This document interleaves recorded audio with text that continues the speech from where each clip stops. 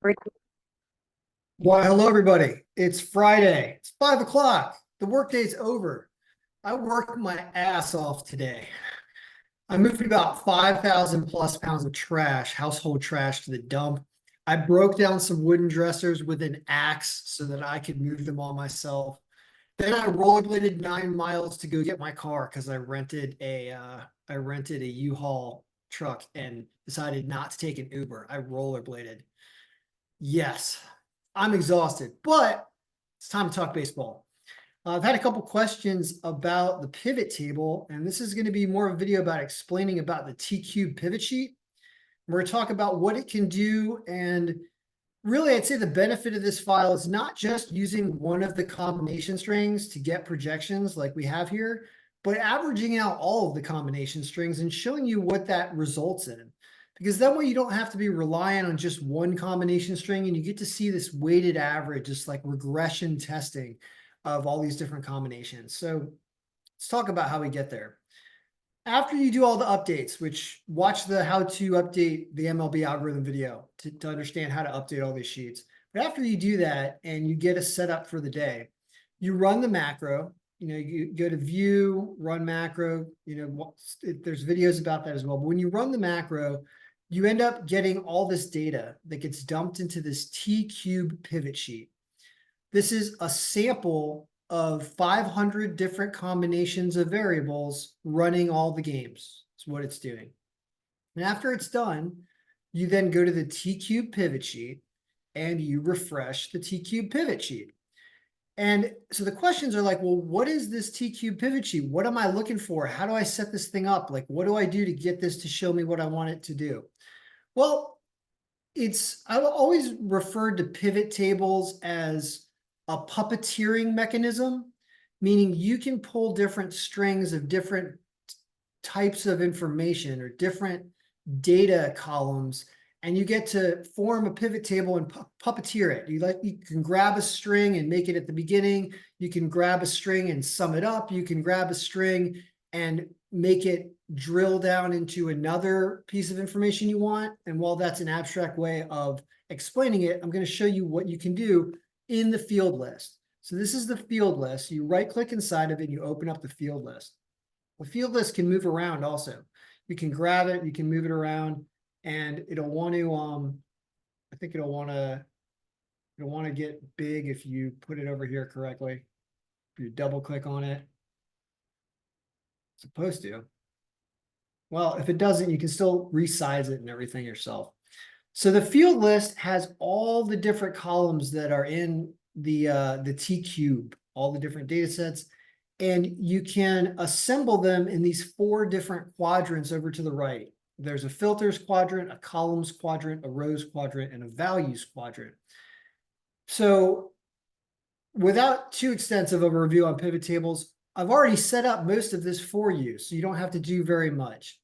The rows quadrant is giving us the order of the different information that we have, and this plus sign that shows up next to the information allows you to drill down and look at the next level of information. Meaning, we're looking right now at the date of April 12th, today's Friday's games. All the games are to be determined. They're not done yet. So basically what this is saying is that we have 6,986 samples with an average of 9% margin, with an average of 5-point run scored. That means nothing to us because we haven't broken this down to understand what we're looking at yet. So let's hit this plus sign. Now all of a sudden we have a combo number, and this combo number is recording 14 games, and it says margin 8%, average 5.4 runs. We're still not getting anything relevant. We could keep drilling down, and now all of a sudden we see some games showing up and some teams and who their opponent is and what the margin of this team of reference is. This still doesn't look very good. It doesn't provide us a summary that we want, and I'll show you why.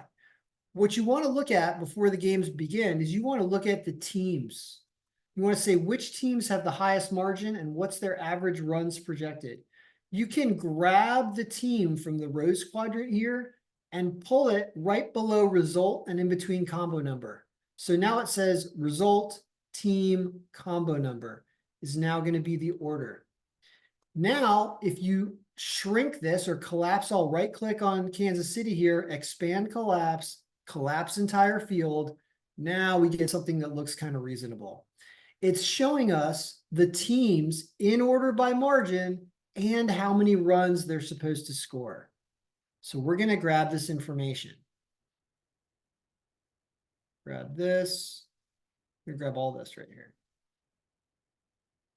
And we're going to paste this in our day pivot sheet right here.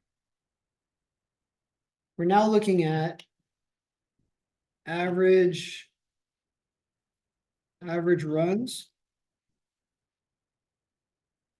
And so what we see here is we see that when you average out all the combinations, you get this order. When you use combination 110, which is the one we're using just because we have to pick one when we're doing a sample, we get this order. Notice there's a lot of underdogs today. 5 out of the top 7 teams are showing as underdogs. That's pretty crazy. According to our combination 110. Are those also showing when we averaged out all of the combinations? Well, Cincinnati, right there. They're on here. Kansas City's on here. Texas is on here. The Cubs are not on here. Interesting. Seattle all the way down here. So this is a weird one. So for some reason, our combination string has the Cubs, as the 4th best pick of the day, but the average of all of them has Seattle winning in a very, very close matchup. So that's one that is probably an outlier in our combination string, and it's probably not as good of a pick as it makes it look when we're looking at combination 110. Boston is on here. Pittsburgh is on here. Colorado against Toronto is on here. Wow. Colorado plus 200, and they're even higher up. Wow. Okay. Arizona is on here. Atlanta is Atlanta on here? No, Miami is on this list. Whoa. Surprise, surprise. Atlanta not on here at this minus 190 line. It says stay away from Atlanta. Oakland is on here. Yeah, Oakland is on here too. I said never have money on Sacramento. Well, algorithm says put money on Sacramento today. Detroit is on here. The Dodgers are on here. Milwaukee is on here, and San Francisco is way up here, actually. San Francisco is way up here.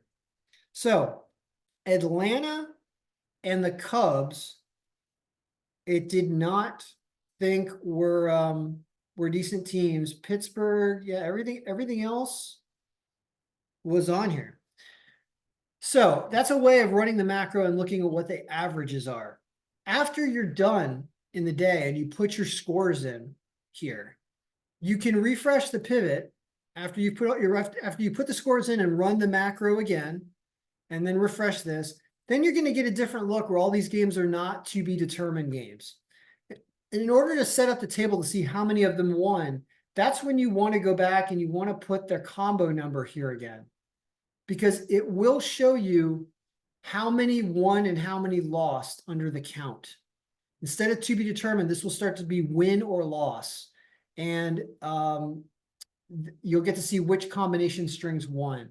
So there's a lot of manipulation you can do, and it's by moving these row labels around to get this to order up appropriately.